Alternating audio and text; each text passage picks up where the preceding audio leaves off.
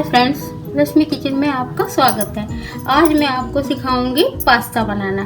Pasta मैं 4 लोगों के हिसाब से बना रही हूँ। ये मैंने उबाल लिया है। उबालते समय आप पानी में हल्का सा 1 चम्मच ऑयल डाल सकते हैं और थोड़ा सा नमक डाल सकते हैं और उसको बॉईल कर सकते हैं। इसके लिए मैंने 2 टमाटर लिया है। इसकी मैं घर में ही सॉस बनाऊंगी। ये हल्का सा ग्रेट करा हुआ चीज है। एक बड़ा कटा हुआ प्याज है।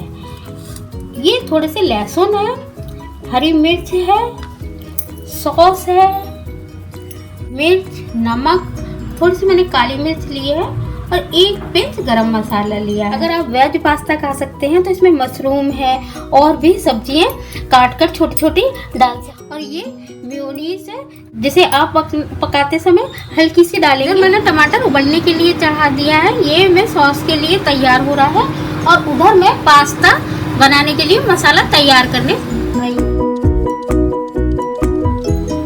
ये देखिए, अब हमारा टमाटर उबलकर तैयार हो गए हैं। इसको हम ऐसे इसके उतार देंगे जो आराम से उतर जाए। ये देखिए, ये ऐसे करके गरम गरम।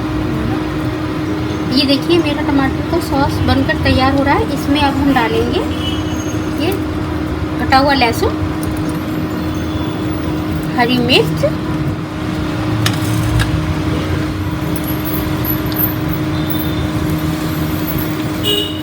देखिए ये अब हमारा तेल अच्छे से गर्म हो गया है। अब हम इसमें प्याज डालेंगे और अच्छे से इसको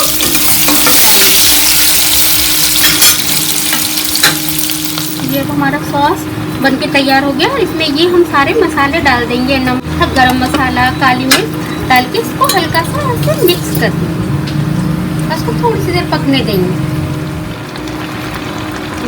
ये देखिए, ये हमारा सॉस बनकर तैयार हो गया। अब इसको हम इसमें मिला देंगे। ये केचप सॉस को इसमें अच्छे से मिला दिया। मिला के इसको चलाएंगे। ये देखिए, अब हमारे प्याज अच्छे से ब्राउन हो गए। अब हम इसमें ये सॉस बनाया हुआ जो हमने घर में बनाया है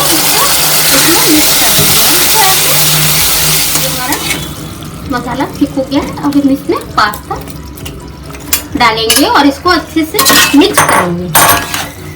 थोड़ा सा गैस को तेज कर देंगे जिससे ये जल्दी इसमें पक जाए। जब पकने लगेगा उसके बाद इसको थोड़ा सा सिम कर देंगे। इसे बनना है और हम इसमें ग्राइंड करा हुआ ये चीज इसे डाल देंगे।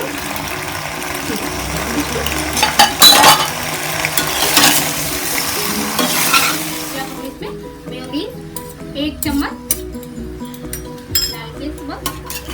देखिए, ये पास्ता हमारा बनके पूरा तैयार हो गया है। अब इसे गर्मा गर्म सर्व करें।